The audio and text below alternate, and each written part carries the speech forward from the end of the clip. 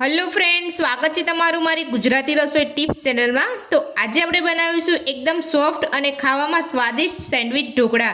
તો ચલો આપણે સેન્ડવિચ ઢોકળા બનાવવાનું શરૂ કરીએ। તો સેન્ડવિચ ઢોકળા બનાવવા માટે મેં અહીંયા એક વાટકી જેટલા અહીંયા ચોખા લીધા છે।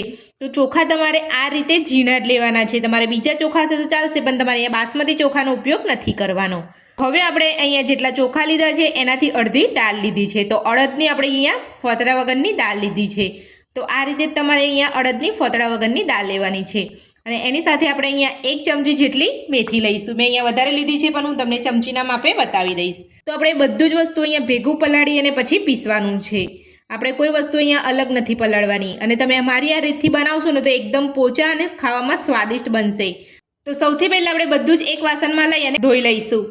તો સૌથી પહેલાં આપણે અહીંયા એક બાઉલમાં ચોખા લઈ લઈશું। તો આ જ માપથી હું અહીંયા અડધી વાટકી અડદની દાળ લઉં છું, એ પણ હું તમને અહીંયા બતાવી દઉં છું। તો આ રીતે આપણે અહીંયા અડધી વાટકી જેટલી અડદની દાળ લેવાની છે। સાથે જ આપણે આની અંદરથી 1 ચમચી જેટલા મેથી દાણા ઉમેરીશું। તો મેથી દાણા આપણે એટલે ઉમેરવાના છે કે આપણા ખીરાનો આથો એકદમ જલ્દી આવી જાય અને એકદમ સરસ પોચા રૂ જેવા બનીને આપણા ઢોકળા તૈયાર થાય। જ્યારે આપણે ખીરું બનાવીએ છીએ સેન્ડવિચ ઢોકળાનું, ત્યારે આપણે અહીંયા મીઠાનો ઉપયોગ નથી કરવાનો। ઘણા લોકો મીઠું ઉમેરી અને કહે છે કે આથો લાવવા માટે, પણ એ રીતે આપણે અહીંયા ઉપયોગ નથી કરવાનો। હું તમને એકદમ સહેલી અને એકદમ સરળ રીત બતાવું છું। જો તમે મારી આ રીતને ફોલો કરશો તો તમારા ઢોકળા એકદમ સરસ બનશે। તો હવે આપણે બધું જ 2 થી 3 પાણીએ ધોઈ લઈશું। તો દાળ ને ચોખાને આપણે 2 થી 3 પાણીએ સરસ અહીંયા ધોઈ લીધા છે। તો હવે આપણે તેની અંદર પાણી ઉમેરી દઈશું। તો 1.5 ગ્લાસ જેટલું પાણી મેં અહીંયા ઉમેરી લીધું છે અને તમે જોઈ શકો છો ચોખા અને દાળ ડૂબે એના કરતાં થોડું વધારે પાણી તમારે અહીંયા લેવાનું છે। તો હવે આપણે ઢાંકણ ઢાંકીને 4 થી 5 કલાક માટે પલળવા દઈશું। તો 4 થી 5 કલાક થઈ ગયા છે। તો હવે આપણે દાળ ચોખાને ચેક કરી લઈશું। તો તમે જોઈ શકો છો દાળ ચોખા એકદમ સરસ રીતે પલળી ગયા છે અને દાળનો દાણો પણ એકદમ સરસ આસાનીથી અહીંયા તૂટી જાય છે। હવે આપણે એક મિક્સર જારની અંદર લઈ અને બધું જ પીસી લઈશું। તો દાળ ચોખા પીસતા પહેલાં હું તમને અહીંયા બીજી વસ્તુ બતાવી દઉં છું। તો દાળ ચોખા પીસતા પહેલાં મેં અહીંયા એક વાટકી પૌવા લીધા છે। જે રેગ્યુલર આપણે અહીંયા પૌવા બટાકા બનાવતા હોય એ પૌવા લીધા છે। એક વાટકી પૌવાને આપણે મિક્સર જારમાં લઈ અને પીસી લઈશું। તો અહીંયા હું પૌવાને પલાળીને નથી પીસતી। જો તમે પલાળીને પીસવા માંગતા હોય તો પલાળીને પણ પીસી શકો છો, પણ આ રીતે હું અહીંયા મિક્સર જારમાં કોરા જ પૌવા પીસી અને પછી ખીરામાં મિક્સ કરી દઈશ, એટલે એકદમ આસાનીથી સરસ રીતે મિક્સ થઈ જાય। તો હવે આપણે પૌવાને એક મિક્સર જારમાં લઈ અને પીસી લઈશું। તો પૌવાને આપણે અહીંયા પીસી લીધા છે। તો આ જ રીતના આપણે એકદમ ઝીણું અહીંયા પીસવાનું છે। તો હવે આપણે આ પીસેલા પૌવાને કાઢવાના નથી। તો હવે આપણે જે દાળ ચોખા પલાળીને રાખ્યા હતા એ આપણે થોડા થોડા ઉમેરી અને આપણે પીસી લઈશું। અને આપણે જે પલાળીને રાખ્યા છે દાળ ચોખા એનું જ પાણી આપણે અહીંયા લેવાનું છે। આપણે એક્સ્ટ્રા પાણી બીજું નથી લેવાનું। તમારી પાસે દાળ ચોખામાં પાણી ના વધ્યું હોય તો તમે બીજું લઈ શકો છો, પણ પાણી હોય તો તમારે બીજું એક્સ્ટ્રા પાણી નથી લેવાનું। આ રીતે બધું જ પીસી લઈશું। તો બધા જ દાળ ચોખા આપણે અહીંયા પીસી લીધા છે અને તમે જોઈ શકો છો આપણે અહીંયા ખીરું બનીને તૈયાર છે। તો આ રીતનું તમારે અહીંયા ખીરું બનાવવાનું છે। તમારે વધારે પડતું જાડું કે પતલું નથી રાખવાનું। જો તમારે ખીરું જાડું હોય તો તમારે થોડું પાણી ઉમેરીને મિક્સ કરી લેવાનું છે। તો હવે આપણે ઢાંકણ ઢાંકી અને જે ગરમ જગ્યા હોય ત્યાં આપણે 5 થી 6 કલાક માટે આપણે મૂકી રાખીશું। તો 5 થી 6 કલાક થઈ ગયા છે। તો હવે આપણે ખીરાને ચેક કરી લઈશું। તો તમે જોઈ શકો છો એકદમ સરસ આથો આવી ગયો છે ખીરામાં। તમે જોઈ શકો છો એકદમ સરસ અહીંયા આથો આવી ગયો છે। તો ખીરાને આપણે સાઈડ પર મૂકી દઈશું અને સેન્ડવિચ ઢોકળાનું વચ્ચેનું લેયર જે ગ્રીન કલરનું આવે છે એ બનાવી લઈશું। તો સૌથી પહેલાં આપણે અહીંયા એક મિક્સર જાર લઈશું। મિક્સર જારની અંદર આપણે અહીંયા થોડા લીલા ધાણા લઈશું। તો લીલા ધાણા તમારે આ રીતે ફ્રેશ જ લેવાના છે। તો તીખાસ માટે આપણે અહીંયા 3 થી 4 લીલા મરચાં લીધા છે। ટેસ્ટ પ્રમાણે મરચાંનું પ્રમાણ વધતું કે ઓછું કરી શકો છો। અને 2 આપણે અહીંયા આદુના ટુકડા લીધા છે। તો બંને ટુકડા આપણે અહીંયા મિક્સર જારમાં લઈ આદુ ધાણા અને મરચાંને આપણે અહીંયા બધું સરસ પીસી લઈશું। તો મિક્સર જારમાં આદુ મરચાં અને ધાણાને આપણે અહીંયા એકદમ સરસ પીસી લીધા છે, તમે જોઈ શકો છો। તો હવે આપણે જે ખીરું સાઈડમાં રાખ્યું છે એ લઈ લઈશું।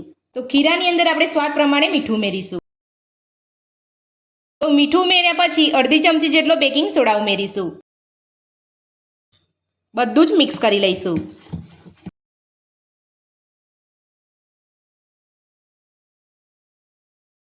તો મીઠું અને સોડા ઉમેર્યા પછી અહીંયા બધું જ બરાબર હલાવી અને સરસ આપણે અહીંયા મિક્સ કરી લીધું છે. તો હવે આપણે ખીરાની અંદરથી થોડું ખીરું બીજું આપણે અહીંયા કાઢી લઈશું. તો હવે આપણે મિક્સર જારમાં ધાણા આદુ મરચાંને પીસ્યા હતા એ પેસ્ટ આપણે એમાં લઈ લઈશું. તો એક અલગ ખીરાની અંદર આપણે અહીંયા બધી જ પેસ્ટ લઈ લીધી છે. તો હવે આપણે મિક્સ કરી લઈશું. તો પેસ્ટ ઉમેરીને આપણે અહીંયા સરસ મિક્સ કરી લીધું છે. તો હવે આપણે ઢોકળાની ડીશ લઈ લઈશું. તો ઢોકળાની ડીશને આપણે અહીંયા તેલથી ગ્રીસ કરી લઈશું. તો આપણે અહીંયા તેલથી ગ્રીસ કરી લીધી છે. તો હવે આપણે જે વ્હાઈટ ખીરું છે એને આપણે એક માપથી આપણે લઈ અને ડીશમાં લઈ લઈશું.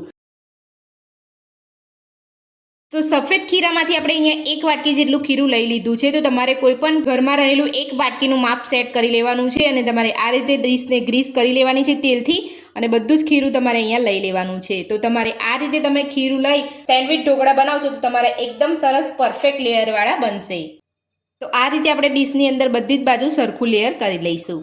તો આપણે અહીંયા એકદમ સરખું લેયર કરી લીધું છે. તો ઢોકળા બનાવવા માટે મેં અહીંયા એક કુકર મૂક્યું છે. કુકરની અંદર પાણી પણ આપણે અહીંયા ગરમ કરવા મૂકી દીધેલું છે. હવે આપણે અહીંયા જે વ્હાઈટ ડીશમાં ખીરું કાઢ્યું હતું એ આપણે અહીંયા કુકરમાં લઈ લઈશું. જોઈ શકો છો પાણી પણ અહીંયા સરસ ઉકળી રહ્યું છે. તો હવે આપણે જે ડીશ લીધી હતી એ આપણે અહીંયા કુકરમાં મૂકી દઈશું અને ઢાંકણ ઢાંકીને આપણે 3 થી 4 મિનિટ માટે થવા દઈશું.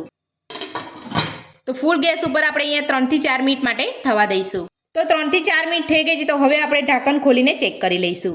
તો આપણા ઢોકળા અહીંયા સરસ ફૂલી ગયા છે. તો હવે આપણે તેની અંદર આપણે જે ગ્રીન ખીરું બનાવ્યું છે એ આપણે અહીંયા ઉમેરી દઈશું. જે વાટકીના માપથી આપણે અહીંયા વ્હાઈટ ખીરું ઉમેર્યું હતું એ જ વાટકીના માપથી આપણે અહીંયા ગ્રીન ખીરું લઈ લઈશું. વ્હાઈટ ખીરા ઉપર આપણે ગ્રીન ખીરું વેડી દઈશું.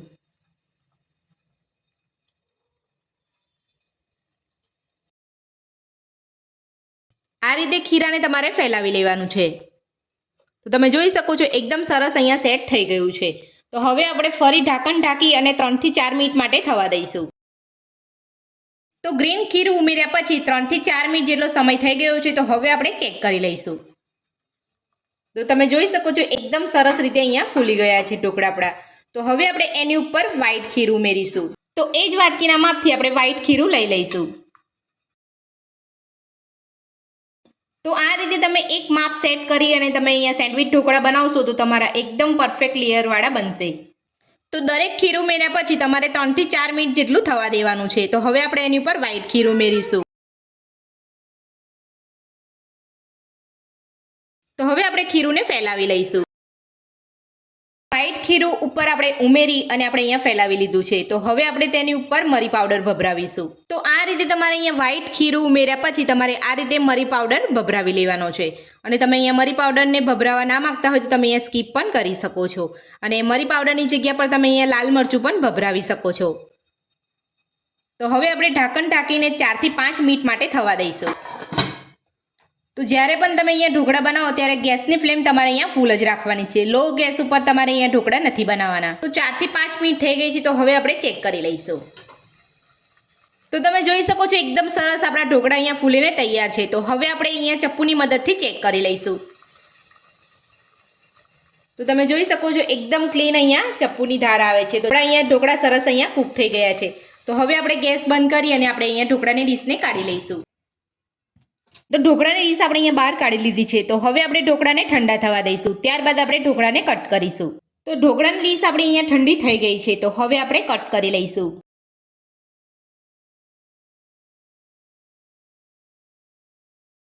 તો જે રીતે તમારે અહીંયા પીસ જોઈતા હોય એ રીતે તમારે અહીંયા કટ કરી લેવાનું છે.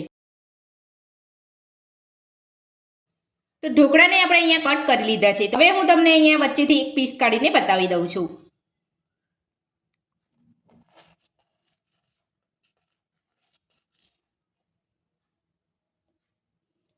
તો તમે જોઈ શકો છો એકદમ સરસ આપણે અહીંયા પરફેક્ટ લેયર આવી છે અને ઢોકળા પણ આપણે એકદમ સરસ અહીંયા પોચા થયા છે.